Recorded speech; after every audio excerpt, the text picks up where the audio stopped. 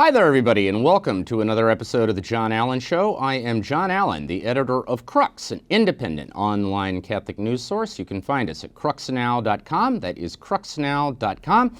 We're your one-stop shopping destination for the very best in smart, wired, and independent Catholic journalism. I'm also the host of The Crux of the Matter on the Catholic Channel, Sirius XM 129. We air Mondays at 1 p.m. Eastern, so set your radio dial and give a listen if you can. I am also a proud fellow at the Word on Fire Institute. They are the sponsors and the hosts of this show. They are at wordonfire.institute. That is wordonfire.institute. You will find the latest and greatest from Bishop Robert Barron and much more beyond, so do check them out if you have a chance.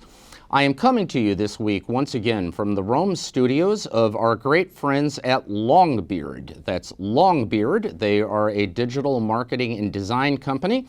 They know the Catholic world inside and out. And by the way, their CEO, a guy by the name of Matthew Sanders, is also a Toronto Blue Jays fan. And you gotta feel for the guy right now because the Jays are basically homeless, right? They have no professional ballpark in which to play their home games. So as a sort of corporal act of mercy, I would encourage you to sort of have Matthew and the Blue Jays franchise in your thoughts right now. The Longbeard Studios, by the way, are located right next to Rome's legendary Basilica of Santa Maria Maggiore, St. Mary Major, which hosts the icon of Maria Salus Populi Romani, Mary, help of the Roman people. And we like to place this show under her protection. So Maria Salus Populi Romani, ora pro nobis. Today is July 29th. It is the 7th anniversary of the kidnapping of Jesuit Father Paolo Dall'Olio in Syria. Father Dall'Olio is a veteran missionary, has spent 30 years of his life in Syria, promoting understanding between Christians and Muslims and also trying to raise consciousness about the plight of the Syrian people under the Assad regime in the West.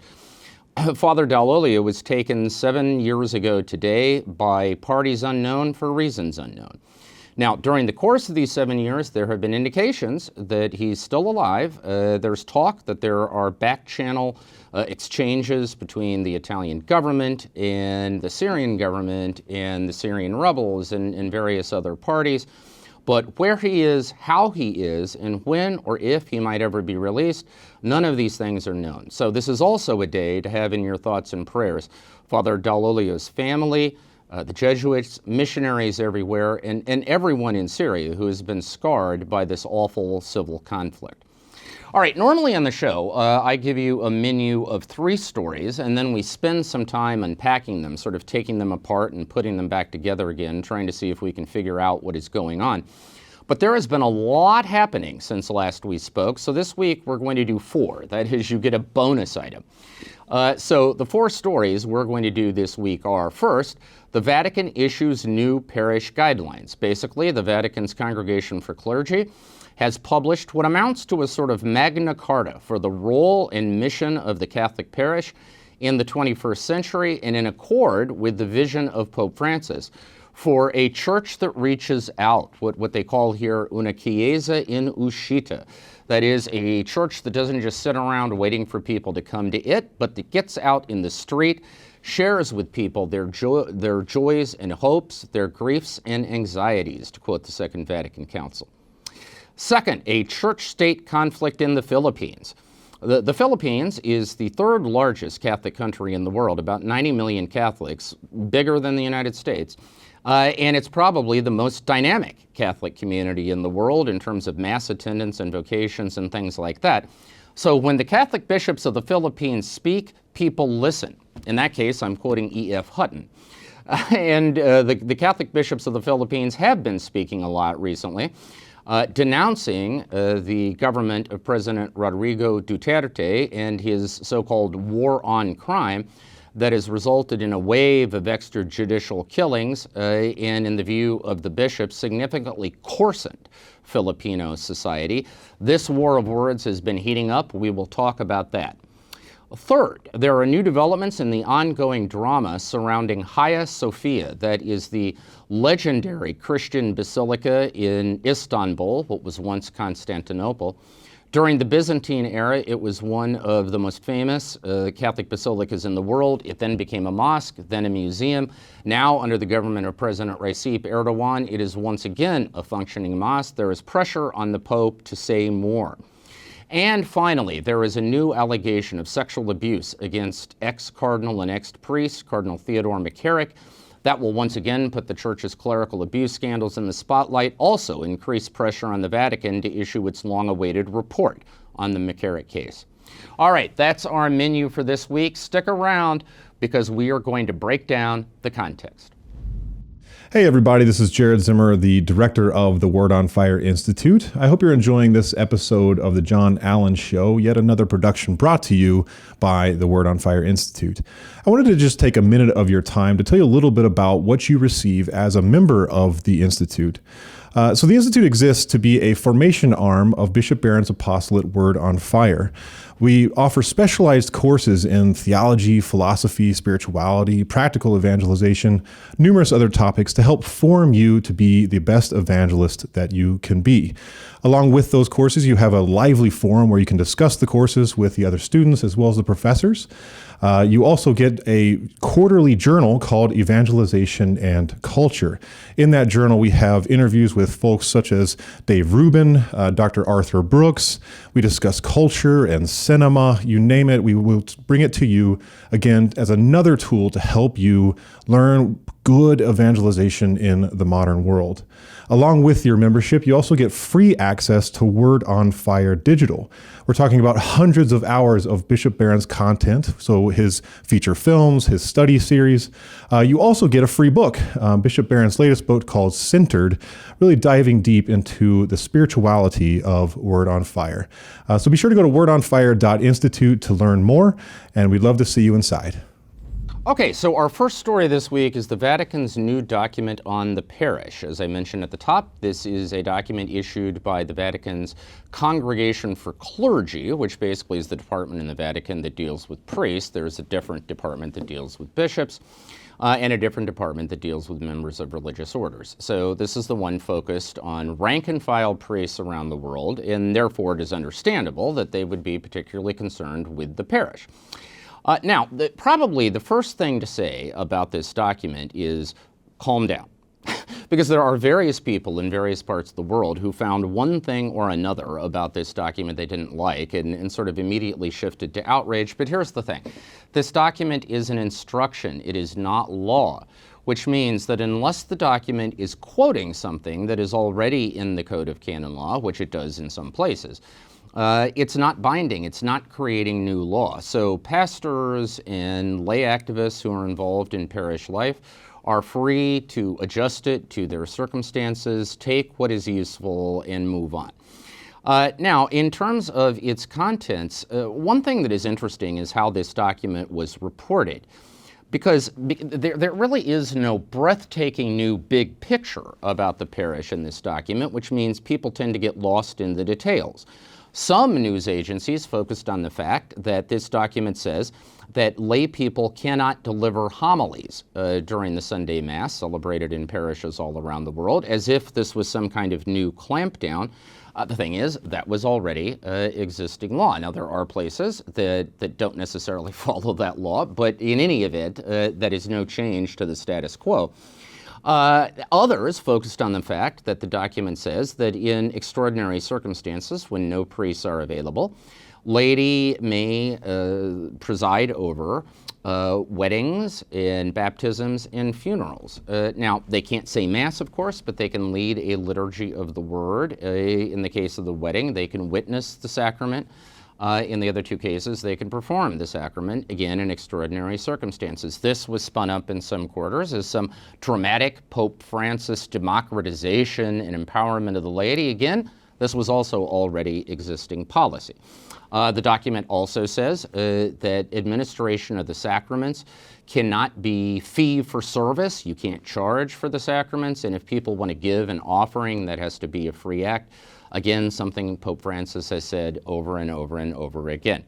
I think the real importance of this document probably is less in those kinds of particulars, whether it somehow tweaks what parishes are already doing. and more in the invitation to reflection about the role and mission of the Catholic parish in a changing world. In the 21st century, for instance, we live in a world of vast social mobility. Now, that has been a little constrained by the coronavirus, but let us hope that is temporary. The geographical model of the parish probably is no longer applicable in many cases, and parishes have to understand their communities in non-territorial terms. The coronavirus in particular has dramatic implications for parish life because it means, quite honestly, a lot of parishes are going to have to learn how to do more to meet expanded need with less to compensate for diminishing resources. I mean, collections have been frozen for months and are unlikely to rebound to 100% of what they were before because lots of people out there are struggling. In other words, this is a moment for a sort of examination of conscience in parishes around the world, and this document may be useful. It may be particularly important in the United States because there's almost no place else in the world where parishes typically are as dynamic, as full service, if you like, as American parishes. the late John Paul II, St. John Paul now, used to say that America was the only place in the world where the renewal of the parish intended by the Second Vatican Council actually happened. American parishes are beehives of activity. You know, you don't just do the Sunday Mass and then shut the doors.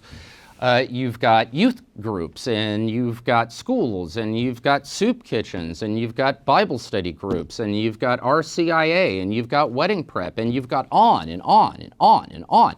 This is not the case in many parts of the world, which means the parish is absolutely essential to the dynamism of the Catholic Church in the United States. And so ensuring that that mission remains vital, remains relevant in a 21st century pandemic context is in some ways job number one for the Catholic Church in the United States. And so this would be a good time for pastors and other parish leaders to mine this document to see what might be helpful. All right, secondly, we focus on the Philippines. As I mentioned, the Philippines is the third largest Catholic country in the world after Brazil and Mexico, probably the most dynamic. You just cannot imagine how integral the Catholic Church is to public life in the Philippines. I mean, you walk into public buildings. I mean, I'm talking about government offices. These places have posted signs at the entryway that will tell you where the chapel is and what the Mass times are that day, and those Masses will be packed. In downtown Manila, next to the sign that says stop and the sign that says, warning school zone, there will be signs that say warning Masses always in progress. I mean, the church is woven into the warp and woof of Filipino culture, and therefore, the leadership of the Catholic bishops to that country is essential. Remember, the People's Power Revolution that brought down the Marcos dictatorship in the 1980s was led by Cardinal Jaime Sin of the Philippines and the church in lockstep behind him. Today, the Filipino bishops are doing battle with a new regime, that of President Rodrigo Duterte, who came into office, a kind of populist conservative, came into office vowing a war on crime, and has certainly fulfilled on that campaign promise. He has unleashed the Filipino police, and even in some cases the armed forces, with what amount to shoot-on-sight orders for drug dealers. It has led to a spate of extrajudicial killings. That has been sternly criticized by the Catholic bishops from the beginning. Recently, President Duterte gave his annual State of the Nation address, and on the eve of that speech, one of the Catholic bishops in the Philippines directly accused him of having blood on his hands and encouraged him to atone. For the record, Bishop Duterte did not. The new development is that the Duterte government has imposed a new anti-terrorism law intended to give police and military even more sweeping powers to make arrests, to detain suspects, to deploy force in the streets, and so on, in an effort to impose law and order. This, too, has been criticized in a formal statement by the Bishops' Conference of the Philippines. In return, a spokesperson for President Duterte accused the bishops of violating the separation of church and state and warned of unspecified consequences for doing so. As a footnote, it is always interesting how governments, when bishops say things that tend to support their agenda, applaud them for their moral courage and for acting as good pastors. When they say things that tend to cut against their agenda, then they're meddling in politics and violating the separation of church and state. In any event, there is no indication that the Filipino bishops plan to back down.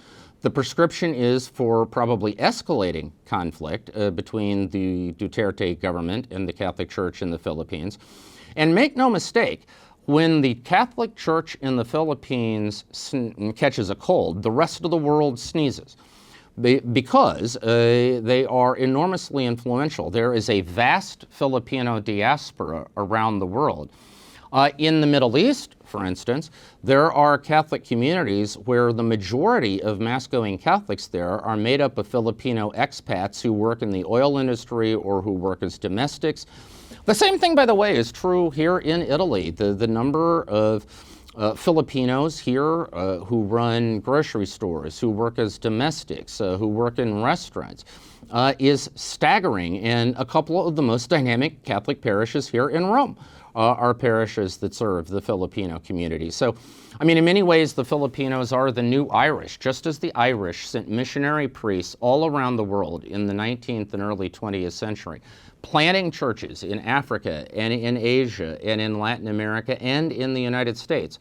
In many ways, that is the role that the Filipinos are playing today, and therefore the entire Catholic world has a stake in the health of the Catholic Church in the Philippines, in its vicissitudes, and therefore specifically in this escalating conflict with a government that in many ways appears hostile. All right, third, we shift focus from the Philippines to Turkey and the ongoing drama surrounding Hagia Sophia, or Holy Wisdom. This is the storied Christian basilica constructed in the early period of the Byzantine Empire.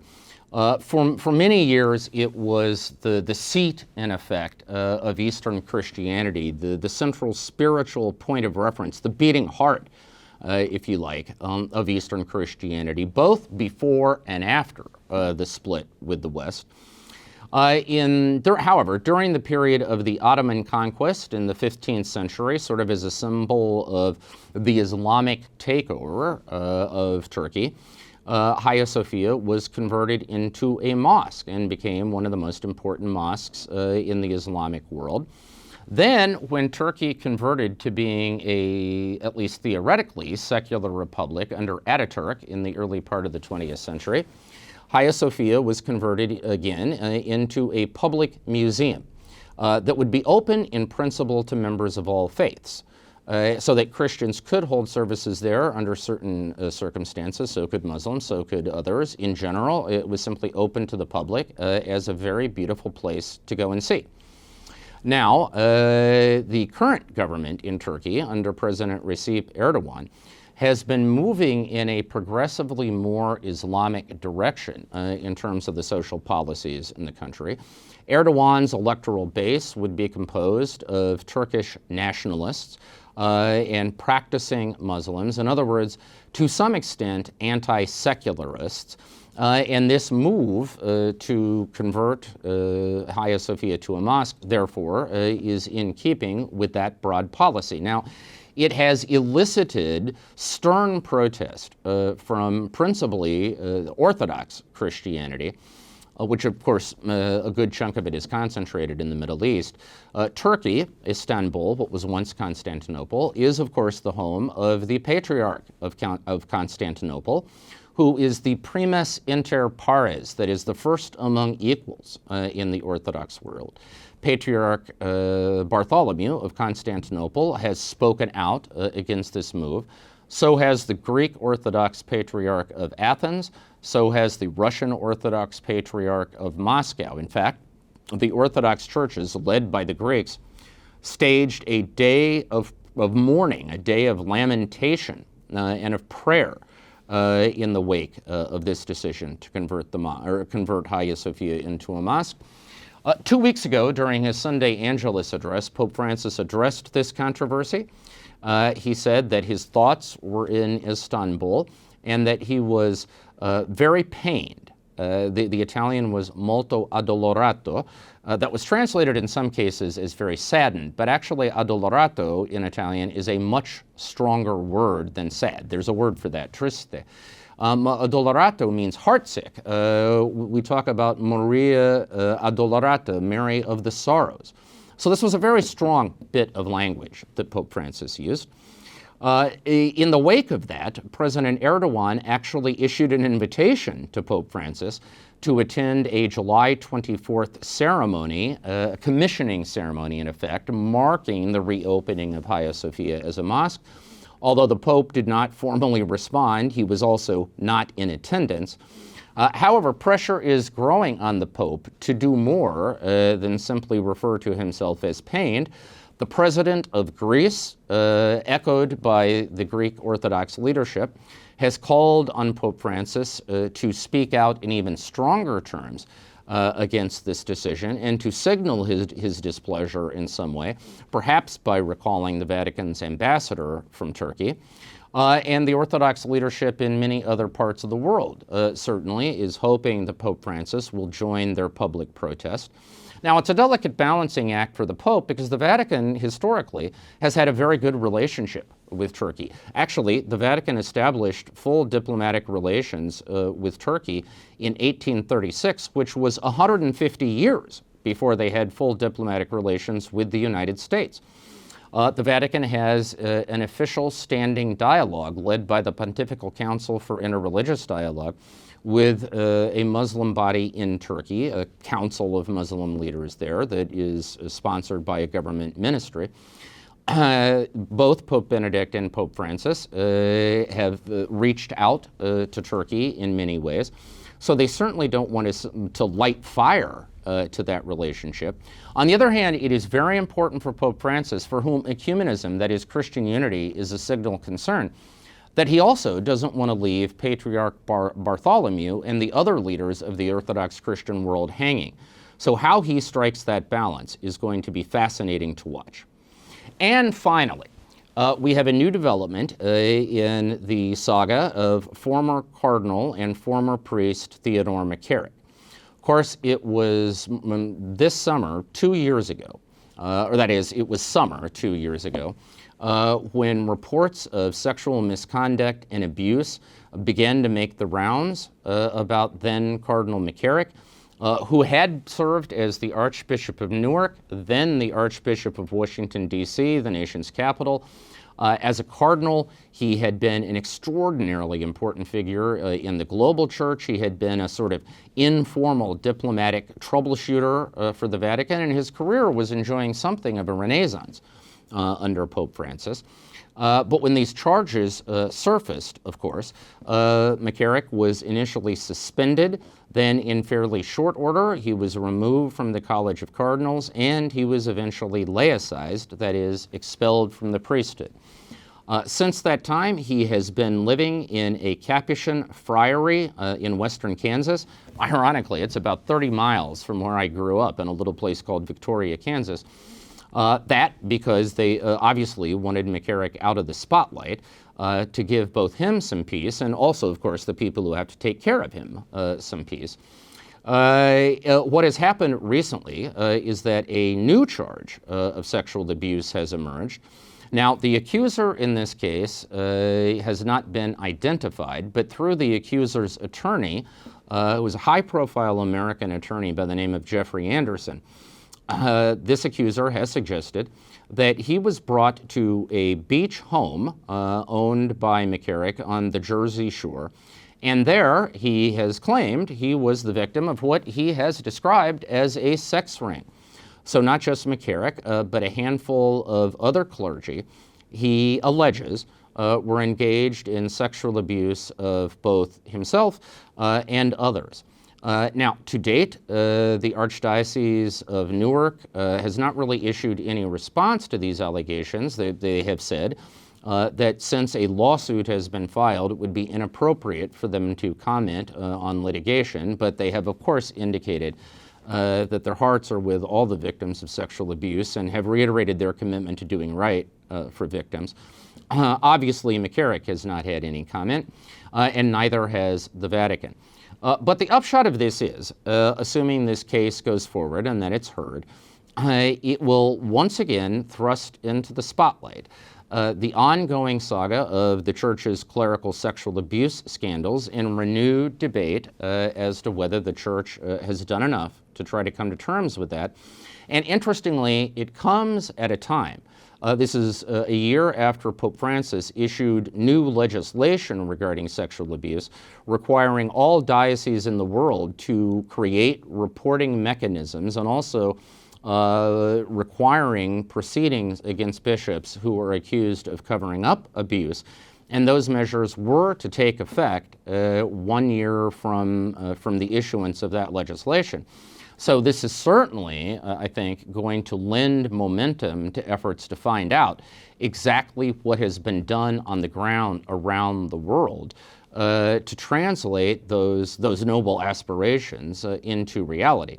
The other consequence it is certain to have is that it will enhance pressure on the Vatican to deliver on the promise it made almost 2 years ago in September 2018 to issue, well, first to compile and then to issue a comprehensive report about everything it has in its archives on ex-Cardinal McCarrick.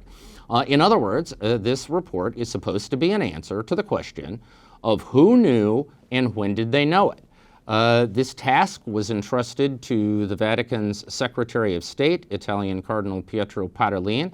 He is, in effect, the Vatican's prime minister, the most important figure in the system after Pope Francis himself, and it was intended to be thorough and exhaustive. Now, we know a great deal of work has been done on this report. There were reports before the pandemic hit earlier this year in January and February that drafts of this report were circulating. It is said to be several hundred pages. So we know that a great deal of progress has been made. The pandemic has slowed that down. To date, the Vatican has not indicated when we might be able to expect it. But clearly, in the wake of this new accusation in the United States, people are going to be knocking at the Vatican's door to find out what the release date for that document may be, so stay tuned. All right, that's what we have for you for this week. Thank you for spending some time with us. Until we talk again, stay safe, stay healthy, have a blessed and happy time, and I will talk to you again soon.